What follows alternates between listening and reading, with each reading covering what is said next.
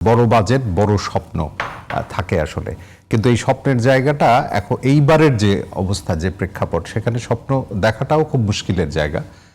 কারণ উচ্চ মূল্যস্ফীতি আছে এবং মানুষের মধ্যে যে প্রত্যাশা আছে এবং এক ধরনের অস্থিরতাও আছে, সেটি নিরসন করাও দরকার। সবচেয়ে বড় কথা, অর্থনীতিকে একটা আনুষ্ঠানিক কাঠামোর মধ্যে আনাটাও কিন্তু খুব গুরুত্বপূর্ণ। এর মধ্যে অনেকগুলো উইং আছে এবং বাজেট হলের শুরুতে আরেকটা আলোচনা কিন্তু জোরে সোরে আছে যে এটি ব্যবসায়ী বান্ধব বা ব্যবসা বান্ধব হলো কিনা।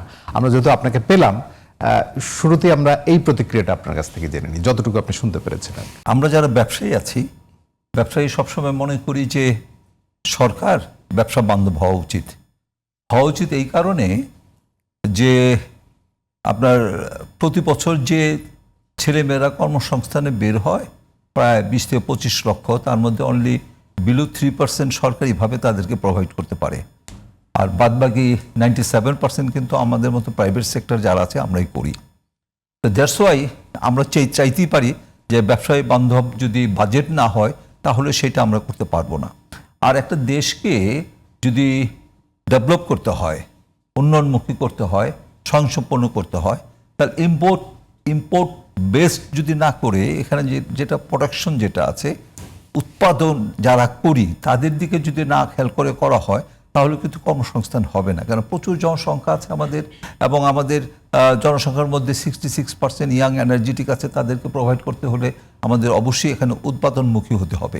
তো এই কারণে আমরা চাচ্ছি যে বর্তমান বাজেটটা, যেহেতু এই সরকার নতুনভাবে বাজেট দিচ্ছে এবং যিনি প্রধান অর্থমন্ত্রী, উনি এর আগে বাণিজ্য মন্ত্রী ছিলেন, উনি একজন ভালো অভিজ্ঞ লোক, শিক্ষিত লোক, তো ওনার কাছে আমাদের প্রত্যাশা অনেক বেশি। এখন প্রাপ্তিটা দেখবো আমরা কি হতে পারি। তবে আপাত দৃষ্টিতে যেটা মনে হচ্ছে যে যেভাবে আমাদের সাধারণ ব্যবসায়ীদের, বিশেষ করে ক্ষুদ্র এবং মাঝারি উদ্যোক্তাদের যেভাবে সুযোগ সুবিধা দেওয়া দরকার সেটা কিন্তু হচ্ছে না। প্রথমে আমাদের কথা ছিল তা হলো যে ব্যাংকের যে ইন্টারেস্ট, এই ইন্টারেস্ট দিয়ে কিন্তু আমরা কোনো ব্যবসায়ী আমরা টিকে থাকতে পারবো না, বিশেষ করে ক্ষুদ্র মাঝারি উদ্যোক্তা যারা আছে। এবং আমরা কিন্তু সিঙ্গেল ডিজিটে চাচ্ছি না, আমরা চাচ্ছি যে অন্তত 10% যদি হয় তারপরে কিন্তু অ্যাকচুয়ালি আমরা ব্যবসা বান্ধব আমরা বলবো যে বর্তমান সরকার সেটা করছে, কিন্তু সেই ধরনের কিন্তু কোনো কথাবার্তা আমরা শুনছি না।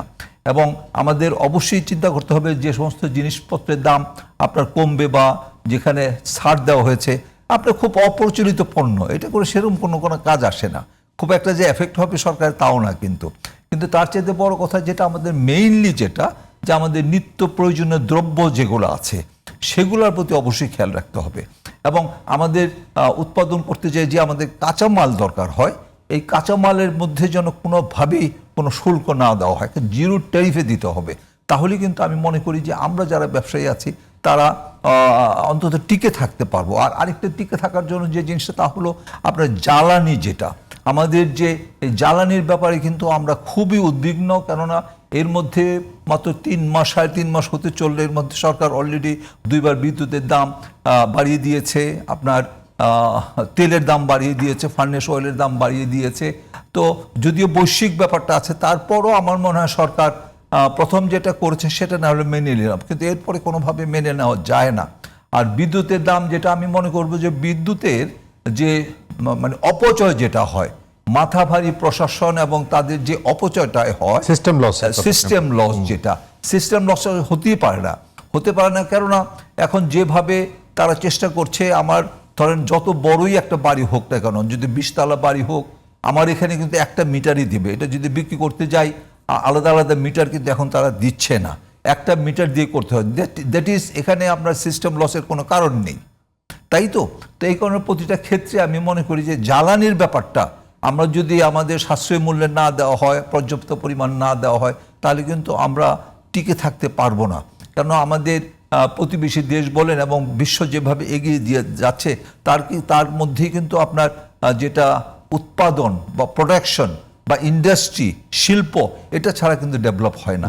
আপনার সার্ভিস সেক্টর যেটা আছে এটা ডাইরেক্ট সাধারণ জনগণের সাথে সম্পৃক্ত, কিন্তু তারপর আমি বলবো যে এই বিনিয়োগ যেটা, বিনিয়োগের বান্ধব যদি না হয় তাহলে কিন্তু আমি মনে করি কোনোভাবেই বর্তমান বাজেটকে আমরা ব্যবসায়িক বান্ধব বলতে পারছি না।